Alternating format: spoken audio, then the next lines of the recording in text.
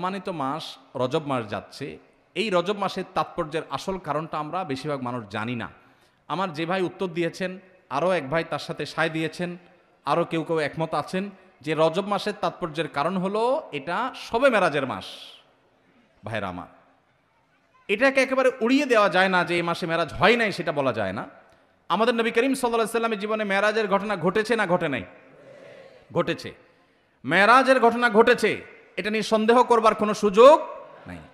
কিন্তু কোন মাসে মেরাজ হয়েছে, কবে মেরাজ হয়েছে, এর তারিখ এবং সময় নিয়ে প্রায় 16টির বেশি মতামত ইতিহাসবিদদের মধ্যে আছে। তাহলে নিশ্চিত করে রজব মাসে 27 তারিখেই মেরাজ হয়েছে এটা চূড়ান্তভাবে নিশ্চিতভাবে বলার কোনো সুযোগ নাই। এটা হলো প্রথম কথা। দ্বিতীয় কথা হলো, অনেক ফুকাহা ইকরামের মতে রজব মাসে হয়েছে, অনেক মুহাদ্দিসিন, অনেক মুআররিখিন, ইতিহাসবিদদের মতে এই মাসেই হয়েছে। সেই জায়গা থেকে আপনি এই মাসকে মেরাজের মাস বলেন, তাতে এমন কোনো সুবিধা অসুবিধার ব্যাপার নাই। কিন্তু অসুবিধার জায়গাটা হলো এই মাসকে ওই মেরাজের মাস হিসেবে বিশেষ তাৎপর্যপূর্ণ মনে করাটা। হাদিসে কোথাও নবী সাল্লাল্লাহু আলাইহি ওয়াসাল্লাম এই মাসকে মেরাজের মাস বলে পরিচয় করার নাই। আমাদের সমাজে সুন্নাতের প্রচার যতটা হয়, বেদাতের প্রচার তার চাইতে বেশি হয়। রজব মাস এর চাঁদ দেখার সঙ্গে সঙ্গে পত্রপত্রিকায়, সমস্ত মিডিয়া নিউজ হয় যে পবিত্র রজব মাসে চাঁদ দেখা গেছে, অতএব অমুক তারিখে শবে মেরাজ। শবে মেরাজ অমুক তারিখে, এটা কোনো বিশুদ্ধ হাদিস দ্বারা সাব্যস্ত না। ইতিহাসবিদদের অনেকের মত আসছে, কিন্তু সেটাকে যতটা গুরুত্বের সাথে প্রচার করা হয়, রজব মাস যে সম্মানিত 4 মাসের একটা, ওইটাকে গুরুত্বের সাথে যদি প্রচার করা হতো, এইভাবে নিউজ করা হতো যে রজব মাসের চাঁদ দেখা গেছে, কোরআনের নির্দেশ অনুযায়ী সম্মানিত 4 মাসের একটি এটি, তাহলে মানুষ সঠিকটা জানতে পারতো। ঠিক না ঠিক? তাহলে সঠিক এবং শুদ্ধটা, কোরআনের বর্ণনা, কোরআনের শিক্ষাটা চর্চা নাই, আছে সেটা যেটা আসলে বিশুদ্ধ কোনো বর্ণনা দ্বারা প্রমাণিত না। ভাইরা আমার, এই জন্য আমাদের নিজস্ব উদ্যোগে দিন শিখতে হবে। দিন শেখার জন্য ওয়াজ মাহফিল একদিন আসলে যথেষ্ট হবে না। এর জন্য আপনাকে মসজিদের ইমাম সাহেবের মাধ্যমে বিভিন্ন দিন শিক্ষা কোর্স আছে। তরুণরা আজকাল অনলাইনে অনেক ইসলামের বেসিক বিষয়গুলো শেখার জন্য কোর্স আছে, সেই কোর্সগুলো এনরোল করে ফেলতে হবে, সেগুলোতে এঙ্গেজ হয়ে যেতে হবে এবং দিনের বেসিক বিষয়গুলো শিখতে হবে। আল্লাহ তাআলা আমাদের সবাইকে আমলের তৌফিক দান করুন। যে মাসটিতে আমরা আছি এটা হলো রজব মাস, এবং রজব মাসের প্রায় অর্ধেক অতিবাহিত হতে চলেছে। রজব মাসের আর বাকি অর্ধেক বাকি আছে। রজব মাসের পরে আর একটা মাস শাবান, তারপরেই হলো রমজান। আমার জানতে চাওয়া হলো, রজব মাস কেন বেশি গুরুত্বপূর্ণ? এটা একটা গুরুত্বপূর্ণ মাস। এই রজব মাসটা কেন গুরুত্বপূর্ণ, তার গুরুত্বের কারণ কি? কারা কারা বলতে পারবেন? একটু হাত তোলেন। 2, 3, 4, 5, অল্প 5-6টা হাত মাত্র উঠলো। মাশাআল্লাহ। হ্যাঁ, আপনি একটু দাঁড়ান ভাই। রজব মাস কেন গুরুত্বপূর্ণ বলেন? শবে মেরাজের জন্য গুরুত্বপূর্ণ। আপনি? একই প্রশ্ন, একই মত। এটা শবে মেরাজের মাস, সেজন্য গুরুত্বপূর্ণ। আচ্ছা বসেন। আর শবে মেরাজের জন্য রজব মাস গুরুত্বপূর্ণ, মেরাজের মাস, সেজন্য 27 তারিখ, 27 রজব মেরাজ এর রাত বলা হয়, সে কারণে এই মাসটা গুরুত্বপূর্ণ। এই মতের পক্ষে যারা আছেন তারা একটু হাত তোলেন। মানে রজব মাস মেরাজের মাস, শবে মেরাজের মাস, এই জন্য এটা গুরুত্বপূর্ণ, এই মতের পক্ষে যারা, তারা হাত তোলেন। ব্যাপার কি? আর বাকিদের মতে কি এটার কোনো গুরুত্ব নাই? হ্যাঁ, রমজান মাসের প্রস্তুতি, রজব মাস, এই মেরাজের মাস, মেরাজের মাসের কারণে এই মাস গুরুত্বপূর্ণ, এই মতের পক্ষে যারা, তারা হাত তোলেন। চিন্তা করছে কোথায় হাত তুলে আবার কোন বিপদে পড়ি। না, কোনো বিপদ আপদ না, আমি একটা জিনিস জানার চেষ্টা করছি, বোঝার চেষ্টা করছি। রজব মাসটা যে হিজরি বর্ষের 12 মাসের মধ্যে বিশেষ গুরুত্বপূর্ণ, কোরআন হাদিসের আলোকে তাৎপর্যপূর্ণ, এই কথা যারা জানেন তার হাত তোলেন। তার মানে আসলে আমাদের জানাশোনাই নাই। বাস আলহামদুলিল্লাহ, আমি যে উদ্দেশ্যে এই প্রশ্নটা পেড়েছিলাম সেই উদ্দেশ্য হাসিল হয়ে গেছে, আমার বোঝা হয়ে গেছে। তাহলে বোঝা গেল এই বিশাল মাহফিলের এতগুলো মানুষের প্রায় বেশিরভাগ মানুষ, বলতে গেলে প্রায় সকলে, হাতে গোনা কয়েকজন বাদে, আমরা জানি না এ মাসটা কেন গুরুত্বপূর্ণ। অথচ এটা ইসলামের এমন একটা বিষয় যে বিষয়টি জানা আমাদের সবার উচিত ছিল। আমি কি সে তাৎপর্য নিয়ে কথা বলবো একটু? ভাইরা আমার, আমি আমার আলোচনার শুরুতে যে আয়াতে কারিমা তেলাওয়াত করেছি, এই আয়াতটা সূরা তওবার আয়াত। আল্লাহ রাব্বুল আলামিন এই আয়াতে ইঙ্গিত করেছেন এই মাসের তাৎপর্য বিষয়। আল্লাহ সুবহানাহু ওয়া তাআলা বলেছেন, ইন্না ইদ্দাতাশ শুহুরি ইনদাল্লাহি 12 শাহরান ফি কিতাবিল্লাহি ইয়াওমা খালাকাস সামাওয়াতি ওয়াল আরদ মিনহা আরবাআতুন হুরুম। নবমণ্ডল এবং ভূমণ্ডল সৃষ্টি থেকেই বছরকে আল্লাহ তাআলা 12 মাসে বিভক্ত করেছেন। 12 মাসে বছর বিভক্ত হওয়ার এই ইতিহাস নবমণ্ডল এবং ভূমণ্ডল সৃষ্টির দিন থেকেই এটা স্বয়ং আল্লাহ শুরু করেছেন। এটা কারোর সৃষ্টি, কারোর আবিষ্কার নয়। মিনহা আরবাআতুন হুরুম, আল্লাহর দেওয়া সেই 12 মাসের যে সংস্কৃতি বা ধারণা, গোটা পৃথিবীতে নানাভাবে সেটা মানুষ পালন করে। কোথাও ঈসাই বর্ষ পালন হয়, কোথাও বাংলা বর্ষ পালন হয়, কোথাও অন্য কোনো বর্ষ পালন হয়, বহু বর্ষ পৃথিবীতে প্রচলিত আছে। এর মধ্যে হিজরি বর্ষের 12 মাসের মধ্যে আল্লাহ তাআলা বলছেন মিনহা আরবাআতুন হুরুম, 4টি মাস আছে যে মাসগুলো মর্যাদাপূর্ণ মাস, সম্মানিত মাস। আল্লাহ তাআলা এই মাসগুলোকে মর্যাদা দিয়েছেন, সম্মান দিয়েছেন। সেই সম্মানিত যে 4 মাস, এই 4 মাস সম্পর্কে সহিহ বুখারীর হাদিসে নবী করিম সাল্লাল্লাহু আলাইহি ওয়াসাল্লাম বলেছেন, সালাসুন মুতাওয়ালিয়াত, সেই সম্মানিত 4 মাসে 3টা হলো বাই সিরিয়াল, ধারাবাহিক। সে ধারাবাহিক 3 মাস হলো জিলকদ, জিলহজ, মুহররম। বলতে হবে সাথে, জিলকদ, জিলহজ, মুহররম। সিরিয়ালে মাসের কততম মাস? হিজরি বর্ষের কততম? 11, 12, 1। এই 3টা হলো ধারাবাহিক সম্মানিত 3 মাসের 3টা। অর্থাৎ আমরা যে রমজানের রোজা পালন করার পরে শাওয়াল আসে, এই শাওয়াল চলে গেলেই টানা ধারাবাহিকভাবে 3 মাস, এগুলো হলো সম্মানিত মাস। ওয়া রাজব মুদর আল্লাযী বাইনা জুমাদা ওয়া শাবান, 4র্থ মাসটা হলো রজব মাস, যেটা জুমাদা সানি আর রজবের মধ্যবর্তী, শাবানের মধ্যবর্তী। অর্থাৎ এই যে মাসটাতে আমরা আছি এটা, তাহলে এটা হলো সম্মানিত 4 মাসের একটা। ভাইরা আমার, এই কথাটা এর আগেও যারা জানতেন, আগে থেকেই জানতেন যে রজব মাসটা সম্মানিত 4 মাসের একটা, এটা যারা আগে থেকে জানতেন তারা একটু হাত তোলেন। খুবই অল্প সংখ্যক মানুষ। তাহলে আজকের মাহফিল থেকে নেওয়ার মতো একটা জিনিস ইতিমধ্যে আমরা পেয়ে গেছি, সেটা হলো সম্মানিত 4 মাস বছরের রমাদানটা সবচেয়ে সেরা, সেটার কোনো আলোচনা নাই, সব কিছুর ঊর্ধ্বে।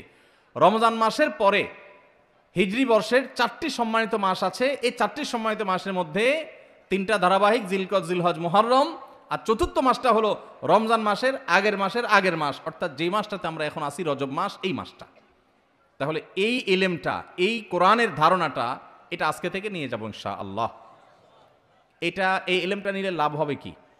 লাভ হবে এই, স্বয়ং আল্লাহ রাব্বুল আলামিন যে মাসকে মর্যাদাবান ঘোষণা করেছেন, সেই মাসটা আমাদের কাছে মর্যাদা পাওয়ার উপযুক্ত না উপযুক্ত না? কোনো সন্দেহ আছে? আল্লাহ কোরআনে যে মাসকে মর্যাদাবান বলেছেন, সে মাসের প্রতি মর্যাদা প্রকাশ করা আমাদের কর্তব্য না কর্তব্য না? এখন আমরা যদি কাউকে না চিনি, তাকে কি মর্যাদা দেওয়া যাবে? আপনি ডিসি অফিসে চাকরি করেন, নতুন বাংলাদেশে পুরাতন ডিসি পরিবর্তন হয়ে নতুন ডিসি সাহেবের এখানে পোস্টিং হয়েছে। আপনি বিমানের করে ঢাকায় আসছেন, আপনার পাশের সিটেই ডিসি সাহেবও বসে আসছেন, উনি যোগদান করার জন্য আসছেন। আপনি ডিসি অফিসের একজন সাধারণ কর্মচারী, পাশের সিটে যে বেচারা আসছে, যে লোকটা আসছেন তিনি ডিসি হিসাবে এখানে জয়েন করবেন। আপনি জানেন না যে তার অধীনেই আপনার কাজ করতে হবে সামনে, তাহলে সেক্ষেত্রে আপনি পাশের সিটের লোক হিসাবে তাকে বিশেষ কোনো কেয়ার কি করার কথা? কিন্তু যদি আপনি টের পান, জানতে পারেন যে উনি এখানে জয়েন করবেন এবং তার অধীনে আপনার কাজ করতে হবে, তাহলে আপনার ভিতরে একটু পরিবর্তন হবে নাকি হবে না? কথাটা পরিষ্কার না? পরিবর্তন হবে না? আপনি নড়ে চড়ে বসবেন, স্যার বলতে বলতে মুখে ফেনা তুলে ফেলবেন, ঠিক না ঠিক? পরিচয় না জানলে তো আপনি সম্মানও দিতে পারবেন না, উল্টাপাল্টা আচরণ করে বরং অফিসে আইসা বিপাকেও পড়তে পারেন, ঠিক না ঠিক? ভাইরা আমার, ঠিক একইভাবে এই যে একটা মাস চলে যাচ্ছে, মাসের অর্ধেক প্রায় চলে গেল, এই মাসটা যে সম্মানিত মাস, এই সম্পর্কিত ধারণা এদেশের প্র্যাকটিসিং মুসলমান, নামাজি মুসলমান, মসজিদে আসা মুসল্লি, ওয়াজ মাহফিলে আসা মুসল্লিদের 80 থেকে 90% মানুষ এখনো জানে না। একটা হারিয়ে যাওয়া ধারণা, সাধারণ বিষয় নয়, খুচরা বিষয় নয়, কোরআনের বিষয়, এক নয় একাধিক আয়াতে যে বিষয় আল্লাহ আলোকপাত করেছেন, এটা কোনো খুচরা বা সাধারণ বিষয় হতে পারে না, এটা অনেক গুরুত্বপূর্ণ বিষয়। কোরআনে আল্লাহ তাআলা এই সম্পর্কে আলোচনা করেছেন যে বছরে 12টি মাসের মধ্যে 4টি মাসকে আল্লাহ মর্যাদা দিয়েছেন। এই মর্যাদার মাসটা অর্ধেক চলে গেছে, একবারের জন্য আপনার এই চিন্তাও মাথায় আসে নাই যে একটি সম্মানিত মাস আমি অতিবাহিত করছি, অতিক্রম করছি, একটি সম্মানিত মাস পার হচ্ছে, আপনি একটু নড়ে চড়েও বসেন নাই, তাহলে বোঝা গেল আপনি ওই মাসের সম্মান দেওয়া তো দূরের কথা, সেই সম্মানিত মাসের ধারণাটুকুই আপনার মধ্যে না থাকার কারণে আপনি বরং আল্লাহর দেয়া সম্মানকে অবমাননা করা, অবজ্ঞা করা, অবহেলা করার দায়ে আপনি দায়ী হওয়ার সম্ভাবনা আছে। তাহলে আজকে যে আমরা জানলাম, এখন থেকে জীবনের তরে এটা মুখস্থ করে নিব যে জিলকদ, জিলহজ, মুহররম 11, 12, 1 আর রজব মাস, রমাদানের আগের মাসটি যখন শুরু হবে, আর কিছু করতে পারেন না পারেন, অন্তত একটা সম্মানিত মাস যাচ্ছে এই কথা মনে করে একটু নড়ে চড়ে বসলেন। নড়ে চড়ে বসা বলতে রুটিন যে আমলগুলো আছে একটু বিশেষ গুরুত্ব দিয়ে করলেন। কেন? কারণ সম্মানিত মাস যাচ্ছে। আল্লাহ সম্মান তো এমনি এমনি দেয় নাই, নিশ্চয়ই এই মাসে ইবাদতের আলাদা গুরুত্ব আছে, সেই জায়গা থেকে আপনি সম্মান দিলেন। আরেকটা এক্সাম্পল দেই, ধরেন আপনার শ্বশুর মশাই, হবু শ্বশুর, এখনো বিয়ে হয় নাই, সব কথাবার্তা চূড়ান্ত হয়েছে, আগদ হবে, বিয়ে শাদী হবে, শ্বশুর মশাই তিনি আসছেন, আপনি বসে আছেন সোফায় সাধারণ মুডে যখন বসে থাকবেন আপনি, আপনার হবু শ্বশুর, নতুন নতুন শ্বশুর হবে ভাব যখন হয়, তখন শ্বশুর এবং শ্বশুরবাড়ির লোকদের কাছে পৃথিবীর সবচেয়ে খারাপ ছেলেটা, সবচেয়ে উচ্ছৃঙ্খল ছেলেটাও সবচেয়ে আদবে লেহাজি ছেলে হয়ে যায়। ঠিক না বেঠিক? বিয়ের দিন জামাই হিসাবে যখন যায়, এলাকার সবচাইতে বাজে ছেলে যেটা, সেও দেখবেন এত সুন্দর ইনোসেন্ট, এত সুন্দর নম্র ভদ্র আদবে লেহাজি সাইজা নাটক করে হলেও সেখানে ওই মুড এসে যাওয়ার চেষ্টা করে। ঠিক না বেঠিক? এখন শ্বশুর যখন আসে, আপনি যদি জানতে পারেন যে এই লোকটা আমার শ্বশুর হতে যাচ্ছে, আপনি সোফায় বসে আছেন, উনি ঢুকছে, কি করবেন? যেমনি ছিলেন আপনি থাকবেন? লাভ দিয়ে উঠার চেষ্টা করবেন। ঠিক না বেঠিক?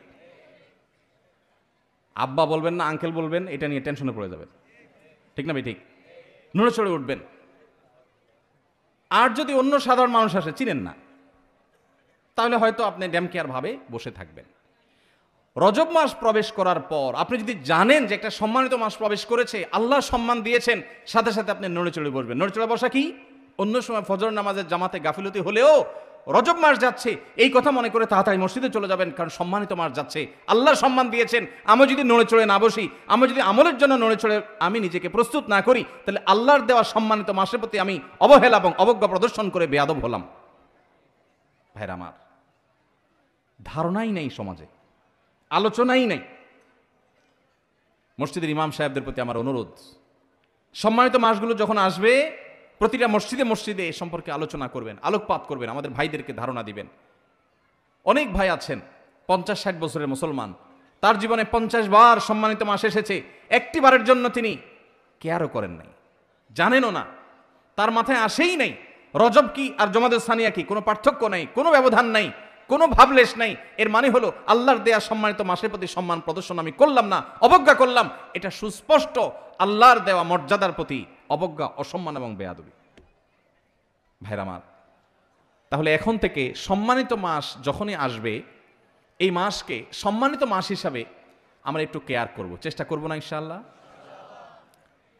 সেদিন কোনো এক ভাইয়ের সাথে দেখা, হঠাৎ করে আমার অফিসে এসছেন, ভাই কানাডা থাকেন। তো আমরা যখন নাস্তা অফার করলাম, সবাই নাস্তা খাচ্ছি, উনি বলেন আমি রোজা আছি। আমি বললাম কি উপলক্ষে রোজা আজকে?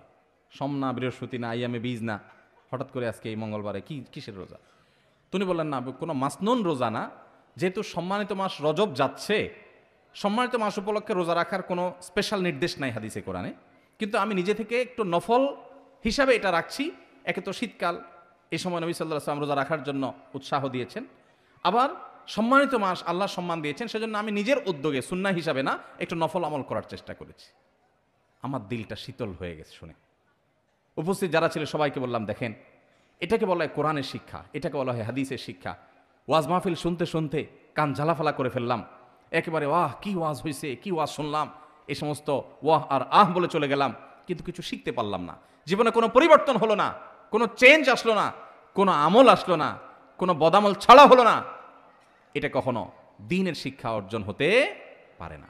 এজন্য ভাইরা, আজকের মাহফিল থেকে আমরা যে এ সম্পর্কে নিজেরা এই ইলমকে আমল করব, চর্চা করব যখন সম্মানিত মাস আসে, এবং নিজের পরিবারের সদস্য বন্ধু বান্ধবের মধ্যে এই বিষয়গুলো শেয়ার করবো যে সম্মানিত মাস সম্পর্কে ধারণা সম্পর্কে তোমার জানা আছে কিনা বন্ধু, চলো আমরা আলোচনা করি। কোরআনে আল্লাহ তাআলা সম্পর্কে বলেছেন, শেয়ার করা যাবে তো ইনশাআল্লাহ। আল্লাহ তাআলা আমাদের সবাইকে এই সম্মানিত মাস সম্পর্কে যে ধারণা বিলুপ্ত হয়ে যাচ্ছে সমাজ থেকে, কোরআনের আমল সাধারণ খুচরা বিষয় না, অথচ হারিয়ে যাচ্ছে, ধারণাই নাই, এই গোটা প্যান্ডেলের মধ্যে 2-4-5 জন ছাড়া বাকিরা আমরা জানি না। তাহলে এটা সম্পর্কে আমরা চর্চা, আলোচনা, আমল বাড়াবো তো ইনশাআল্লাহ। এবার আসেন, সম্মানিত মাসে আমরা কি করব? ভাইরা আমার, সম্মানিত এই মাসগুলোতে স্পেশাল বা বিশেষ কোনো একটি করণীয় আলাদা করে কোরআন হাদিসে কোথাও আসে না যে এটা করতে হবে। বিশেষ কোনো নামাজ নাই, বিশেষ কোনো রোজা নাই। আরবে জাহিলি যুগের মানুষরা রজব মাসে অনেক কিছু করত। এখনো আরবে রজব মাসে ওমরা করাকে বিশেষ ফজিলতপূর্ণ মনে করা হয়, এটাকে বলা হয় ওমরায়ে রজবিয়া। রজব মাসে একটা বিশেষ পশু জবে হতো জাহিলি যুগে, সেটাও নবী সাল্লাল্লাহু আলাইহি ওয়াসাল্লামের হাদিসে উঠে এসেছে। মুসলমানদের জন্য রজব মাসে বা সম্মানিত মাসে করার মতো আলাদা কোনো আমলের কথা কোরআন হাদিসে বলা হয়নি। তবে আল্লাহ রাব্বুল আলামিন যেহেতু এই মাসগুলোকে মর্যাদা দিয়েছেন, এজন্য রুটিন যে আমলগুলো আছে যেগুলো আমরা অন্য মাসেও করি, সেগুলো এই মাসগুলোতে সম্মানিত মাস হওয়ার কারণে বিশেষ গুরুত্বের সাথে করব। 5 ওয়াক্ত নামাজ 12 মাসই পড়তে হবে। রমজান আসলে যেরকম তার বিশেষ গুরুত্ব আসে, সম্মানিত মাসের কারণে ওই 5 ওয়াক্ত নামাজকে আমরা বিশেষ যত্ন সহকারে আদায় করবো ইনশাআল্লাহ। যেমন ওই যে বললাম, মুরব্বী মানুষকে সম্মান করা, এটা ভালো না খারাপ? ভালো। হারিয়ে যাচ্ছে, আদব লেহাজ হারিয়ে যাচ্ছে, কিন্তু মুরব্বী মানুষ, তাকে দেখে শ্রদ্ধা করা, এটা আমাকে ইসলাম শিখিয়েছে। পশ্চিমাদের অপসংস্কৃতির করাল গ্রাস এবং থাবা আমাদের যুব সমাজকে ধ্বংস করে দিস। আমরা আমাদের শৈশবে দেখেছি, কোনো মুরব্বী যদি রাস্তার এক পাশ দিয়ে আসতেন, অপর পাশ দিয়ে স্কুল কলেজে পড়ুয়ার তরুণরা, মাদ্রাসা তো বটেই, স্কুল কলেজের ছেলেফেলেরা পর্যন্ত রাস্তার এক পাশে কাচুমুচু হয়ে দাঁড়িয়ে শ্রদ্ধা ভরে সালাম নিবেদন করতেন, আসসালামু আলাইকুম বলে। আর এখন পারলে গায়ের উপর উঠে। ঠিক না ঠিক? ভাইরা আমার, এই জায়গা থেকে আমাদের নৈতিক অধঃপতন হয়েছে না উন্নতি হয়েছে? মনে রাখবেন, নবী সাল্লাল্লাহু আলাইহি ওয়াসাল্লাম বলেছেন, মা মিন শাইইন ইউদাউ ফিল মিজালি ইয়াউমাল কিয়ামাতি আথকালু মিন হুসনিল খুলুক। আবু দাউদ তিরমিজি বর্ণিত হাদিস। নবীজি বলেছেন, কিয়ামতের ময়দানে বান্দার উত্তম আখলাক, উত্তম আচরণের চাইতে ভারী কোনো ওয়েটফুল কোনো আমল কিয়ামতের ময়দানে মিজানে পাল্লা আর উঠবে না। আচরণের সৌন্দর্য, আপনি নফল আমল করলে আল্লাহকে যতটা খুশি করতে পারবেন, আখলাক সুন্দর করলে তার চেয়ে বেশি খুশি করতে পারবেন। উত্তম আখলাকের পাঠ এবং অংশ হলো মুরব্বীদেরকে সম্মান করবেন, আলেমদেরকে ইজ্জত করবেন, তাদের প্রতি বিশেষ কেয়ার করবেন। কিন্তু এটা হারিয়ে গেছে। তো আমি যেই কথাটা বলছিলাম, ধরুন যে কোনো মুরব্বীকেই সম্মান করা, ইজ্জত করা, এটা ইসলামের নির্দেশ। নবী সাল্লাল্লাহু আলাইহি ওয়াসাল্লাম বলেছেন, মাল্লাম ইউআক্কির কাবীরানা, যে ব্যক্তি আমার উম্মতের বড়দেরকে, সিনিয়রদেরকে, বাপের বয়সী মানুষদেরকে শ্রদ্ধা করে না, ফালাইসা মিন্না, সে আমার উম্মত হতে পারে না। তো এই যে সতর্ক নবী সাল্লাল্লাহু আলাইহি ওয়াসাল্লাম করেছেন, এই জন্য যে কোনো মুরব্বী, বাপের বয়সী বা বয়সে বড়, তাদেরকে শ্রদ্ধা করতে হয়। এটা ইসলামের শিক্ষা। এটা করলে একটা ইবাদত হবে, সওয়াব হবে, এবং সেই সওয়াবটা নফল সাধারণ আমল করলে, তাসবিহ করলে যে পরিমাণ সওয়াব হবে, এই সওয়াবটা ওর চাইতে ওয়েটফুল হবে কিয়ামতের ময়দানে। কিয়ামতের দিন আমল কি গণা হবে না মাপা হবে? কি ভাই, আমল কি গণবে ফেরেশতারা না মাপবে? তাহলে আমাদের আমলের সংখ্যা বাড়ানো দরকার না ওয়েট বাড়ানো দরকার? ওয়েট যদি বাড়াইতে হয়, আচরণ সুন্দর করতে হবে। এখান থেকে একজন বক্তব্য দিচ্ছে, আপনি বলছেন বসেন বসেন, আচরণটা কি সুন্দর হলো না অসুন্দর হলো? রাগ করছেন? ওয়াজ মাহফিলে এসে যদি নিজেদের সংশোধন না হয়, তাহলে লাভ কি? একটা ভুল দেখার পর যে ভুলটা যদি ভাই হিসাবে ধরায় না দেই, তাহলে শুধু আপনাদেরকে পাম্পটি দিয়ে আমি ওয়াজ দিয়ে চলে গেলাম, এই ওয়াজের কোনো লাভ আছে? ভাইরা আমার, তো যেটা বলছিলাম, একজন সাধারণ মুরব্বীকে আপনি দেখে শ্রদ্ধা করলেন, এটার একটা গুরুত্ব আছে। কিন্তু ওই একই মুরব্বী যদি মুরব্বী প্লাস হবু শ্বশুর হয়, গুরুত্বটা কি বাড়বে না কমবে? বাড়বে। তাহলে আপনি সাধারণ মুরব্বীকে দেখে রেসপেক্ট করবেন, আর মুরব্বী শ্বাস প্লাস হবু শ্বশুর যদি হয় তাহলে রেসপেক্টের পরিমাণটা আরও। ঠিক একইভাবে অন্য যে কোনো মাসে 5 ওয়াক্ত নামাজ আপনি পড়বেন, রজব মাস সম্মানিত মাস আসছে, সেজন্য আপনি ওই 5 ওয়াক্ত নামাজের গুরুত্ব আরও বাড়িয়ে দিবেন। আমি কি বোঝাতে পেরেছি আপনাদেরকে? আপনাদের কাছে কি বিষয়টা পরিষ্কার হয়েছে যে রজব মাসে কি করতে হবে? রুটিন যে কাজগুলো আছে, ভালো কাজগুলো আছে, সেগুলো এই মাসে আরো যত্ন সহকারে করতে হবে। কেন?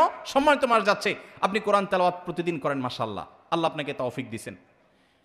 রজব মাস এটা চিন্তা করে কোনোদিন একটু অলসতা লাগলে মনে মনে নিজেকে বলতে হবে যে না, সম্মানিত মাস যাচ্ছে, অতএব আমাকে বিশেষ গুরুত্বের সাথে কোরআন তেলাওয়াত করতে হবে। তাহলে রজব মাসে কি করবো এটা পরিষ্কার হয়েছে। আরেকটা করণীয় হলো, আল্লাহ রাব্বুল আলামিন কোরআনে কারিমে বলেছেন সূরা তওবা, যে আয়াতটা আমি তেলাওয়াত করলাম এখানে, যালিকাদ দীনুল কাইয়্যিম ফালা তাজলিমু ফীহিন্না আনফুসাকুম। এই সম্মানিত মাসগুলোতে তোমরা নিজেদের প্রতি নিজেরা অবিচার করিও না, নিজেদের প্রতি নিজেরা জুলুম করিও না। তার মানে পাপাচার করে এই সম্মানিত মাসে, যে মাসকে আল্লাহ সম্মান দিয়েছেন, এই আল্লাহর দেওয়া সম্মানিত মাসে গুনাহের কাজ করে নিজের পানে যে কুঠারাঘাত করো না। কুঠারাঘাত যে করেছো, এটা তো দুনিয়ার কুঠারাঘাত না যে দেখা যাবে রক্ত বের হবে, বুঝবা কিয়ামতের দিন যে আল্লাহর দেয়া সম্মানিত মাসে অপরাধ করে গুনাহে লিপ্ত হয়ে নিজের আমল বরবাদ করেছো, ঈমান বরবাদ করেছো। এজন্য খবরদার, সম্মানিত মাস আসলে নিজের প্রতি নিজে গুনাহের মাধ্যমে অবিচার করবা না। এই আয়াতের আলোকে ইমাম ইবনে কাসির রাহিমাহুল্লাহ সহ অন্যান্য মুফাসসিরগণ বলেছেন যে এর মানে হলো সম্মানিত মাসগুলোতে গুনাহ থেকে বাঁচার ব্যাপারে, বিরত থাকার ব্যাপারে বিশেষ যত্ন নিতে হবে। ওই যে একটু আগে যেটা বললাম, সেটাকে আবারও আমরা অন্যভাবে বোঝার চেষ্টা করি। ধূমপান করা ভালো কাজ না খারাপ কাজ? খারাপ কাজ। আপনারা তো কেউ করেন না, খারাপ কাজ যেহেতু কেউ তো করেন না। মাশাআল্লাহ, সব ফেরেশতা, ওয়াজ আর করার দরকার কি, এত নেককার মানুষ তারা, মাশাআল্লাহ। ধূমপান করা খারাপ কাজ, শ্বশুরের সামনে করা ডাবল খারাপ। একে তো খারাপ কাজ, আবার শ্বশুরের সামনে বিড়ি খেয়ে সিগারেট খেয়ে ধোঁয়া ছাড়া, এটা হলো একটা আস্ত বেয়াদবি। ঠিক না ঠিক? ঠিক একইভাবে সারা বছর গুনাহের কাজ করা খারাপ কাজ, কিন্তু সম্মানিত মাস আসার পর যদি কেউ গুনাহের কাজ করে তাহলে সেটা ডবল খারাপ কাজ। আমি কি বোঝাতে পেরেছি ভাইরা আমার? তাহলে আসেন, রজব মাসের আজকে 14তম তারিখ গেল, আজকে সন্ধ্যা থেকে 15তম তারিখ শুরু হয়ে গেছে। এই মাসের বাকি যে 15 দিন আছে, আমরা যে যে গুনাহে লিপ্ত, কেউ ফেসবুকে হারাম জিনিস দেখি, কেউ বিড়ি সিগারেট খাওয়ার বদভ্যাস আছে, কেউ মুখ দিয়া গীবত শেকায়েত করা, গালিগালাজ করা, খারাপ কথা বলার বদভ্যাস আছে। যে যে গুনাহে লিপ্ত, এই সম্মানিত মাসের প্রতি সম্মান দেখিয়ে সেই গুনাহগুলো থেকে বেঁচে থাকার জন্য বিশেষ যত্ন নেব, চেষ্টা করা যাবে না ইনশাআল্লাহ? আল্লাহ তাআলা আমাদের সবাইকে আমলের তৌফিক দান করুন। ভাইরা আমার, সাদা মাঠা কথা কিন্তু অত্যন্ত দরকারি। কোরআনের নির্দেশ হারায় গেছে, আলোচনা নাই, পর্যালোচনা নাই, সেটা আবার নতুন করে আমরা স্মরণ করালাম। আল্লাহ তাআলা আমাকে, আপনাকে, আমাদের সবাইকে আমলের তৌফিক দান করুন। সম্মানিত মাসের করণীয় হলো রুটিন কাজগুলো বিশেষ গুরুত্বের সাথে করা, পাপাচার থেকে বেঁচে থাকার জন্য বিশেষ যত্নশীল হওয়া। আর আল্লাহ রাব্বুল আলামিন এই মাসে যুদ্ধ বিগ্রহ সম্পর্কে বলেছেন, ইয়াসআলুনাকা আনিশ শাহরিল হারামি কিতালিন ফীহ। সম্মানিত মাসগুলোতে যুদ্ধ বিগ্রহ করা যাবে কিনা আপনাকে জিজ্ঞাসা করে, হে রাসূল তারা বলে দিন, কুল, হে রাসূল আপনি তাদেরকে বলে দিন যে এই মাসে যুদ্ধ বিগ্রহ করা কবিরা গুনাহ। এই আয়াত সম্পর্কে অবশ্য মুফাসসির এবং ফুকাহায়ে কেরামের নানান আলোচনা আছে, যেটা রহিত হয়ে গেছে নাকি আছে। তবে আমরা যেহেতু সৈনিক না, যুদ্ধ বিগ্রহ করি না, সম্মানিত মাসের সম্মানে আমরা মিনি যুদ্ধ যেগুলো ঘরে ঘরে, দোকানে দোকানে, রাস্তাঘাটে, অফিস আদালতে করি, অর্থাৎ ঝগড়াঝাটি, সেগুলো সম্মানিত মাস উপলক্ষে আমরা পরিহার করবো ইনশাআল্লাহ। চেষ্টা করা যাবে তো? আল্লাহ তাআলা আমাদের সবাইকে আমলের তৌফিক দান করুন।